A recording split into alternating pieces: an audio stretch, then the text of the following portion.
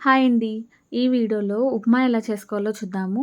చాలామంది చాలా పేర్లే ఉంటాయండి ఈ రవ్వకి. మేమైతే మాత్రం గోధుమ రవ్వ ఉప్మా అంటాము. ప్యాన్‌లోకి ఆయిల్ వేసుకొని ఆవాలు, జీలకర్ర, 3 టేబుల్ స్పూన్లు పచ్చిశనగపప్పు, 4 పచ్చిమిర్చి సన్నగా కట్ చేసుకోవాలి. తర్వాత ఒక రెమ్మ కరివేపాకు, తర్వాత 3 ఆనియన్స్‌ని ఇలా సన్నగా కట్ చేసుకొని ఫ్రై చేసుకోవాలి. ఆనియన్స్ బాగా సాఫ్ట్ అయ్యేంత వరకు ఫ్రై చేసుకున్న తర్వాత 2 గ్లాసుల రవ్వ యాడ్ చేస్తున్నాను. ఈ గ్లాస్‌తో రవ్వ యాడ్ చేస్తున్నానండి.